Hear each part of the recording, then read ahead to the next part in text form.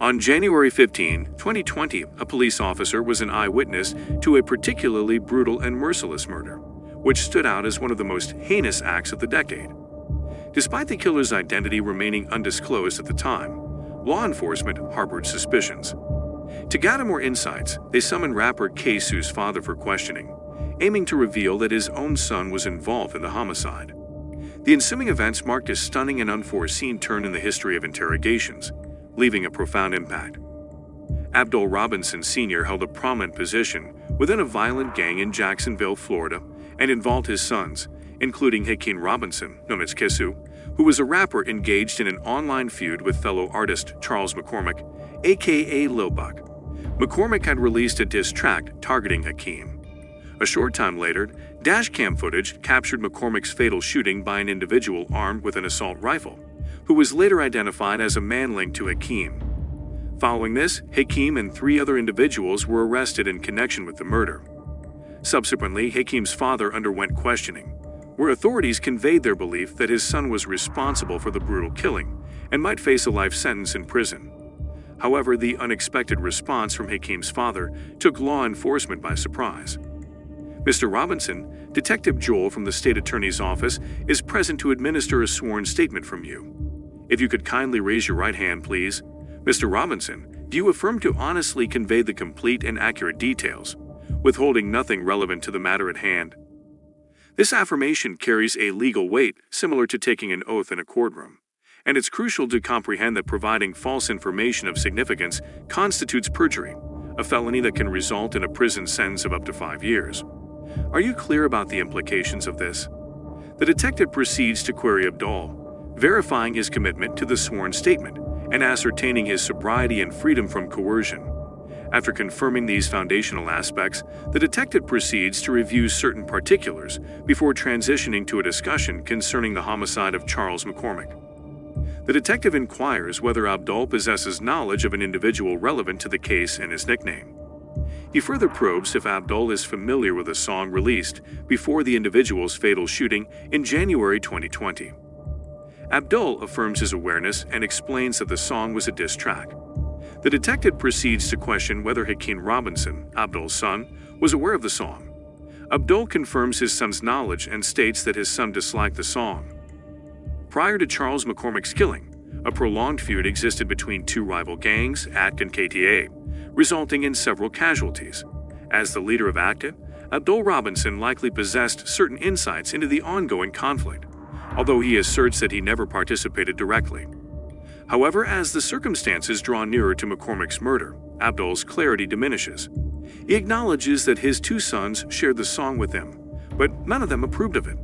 What compounds his situation is that shortly after the murder, he received multiple calls from potential suspects requesting transportation away from the crime scene. The detective said this to Abdul on January 15, 2020. Did you receive a call from your son, Abdul Robinson Jr.? Yes, sir. Was it from a number you recognized as his? Yes, sir. Could you share what he wanted? He requested that I pick up scared. Were you also contacted by Leroy Whittaker? Yes, sir. What was the nature of his call? He informed me of his location and asked me to come pick him up. Did he mention whether he was alone or with anyone else? He didn't specify, but he mentioned both Leroy Whittaker and Dominique Garner. Abdul finds himself in a precarious position, being directly linked to a high-profile case. The police's suspicions extend to him, possibly being an accomplice in the murders. Aware of the gravity of the situation, Abdul adopts a strategy of steadfastly asserting his innocence, a tactic he's learned from his extensive experience. However, as he continues to cooperate with questioning, the detectives seize the opportunity to extract comprehensive details about the case. They particularly focus on Abdul's involvement when he picked up Leroy, delving deeper into the events surrounding that crucial moment. During the course of questioning, it's revealed that Leroy had been found next to a crashed car in a ditch near a house. This crashed car turned out to be a pivotal piece of evidence, leading to a significant breakthrough in the case. After the shooting incident, Hakeem, Leroy, and Dominique fled from the scene. Security footage captured them running across nearby gardens. The situation took a drastic turn when Leroy and Dominique entered a couple's home, holding a woman hostage. The woman's ability to overhear their conversation and observe Dominique's tattoos proved crucial. Her eyewitness account led to Dominique's identification and arrest, eventually connecting him and his associates, including Hakeem, to the crime. This revelation marked a turning point in the case, significantly implicating Abdul's son and the others in the murder. Abdul Robinson recalls the details surrounding the events after the shooting and crash. Leroy Whittaker and Dominique Barner had fled from the police after crashing the car. They mentioned that Hakeem Robinson, also known as Kesu, had a gun with him when he jumped out of the car. Additionally, Leroy and Dominique discussed the possibility of someone in the car intending to shoot as they tried to escape from the police. Abdul reveals that they left a gun behind in the car after the crash, shedding light on the planning and actions of those involved in the incident. Abdul Robinson's cooperation in the investigation is becoming increasingly evident. Despite his familial ties to the primary suspect, Hakeem Robinson Kesu, Abdul is choosing to fully disclose his knowledge. He's not holding back any details, recounting the events leading up to the murder and the subsequent actions. He's candidly admitting that Hakeem possessed a gun that day and even considered shooting at the police during their escape. Under oath, Abdul is willingly answering every question posed by the detective, voluntarily providing crucial information to aid the investigation. His level of cooperation demonstrates a willingness to assist law enforcement, even if it potentially implicates his own son. Abdul's knowledge expands beyond the immediate case. He was informed about a prior shooting incident involving Charles McCormick, Lil Buck, who had been shot and killed.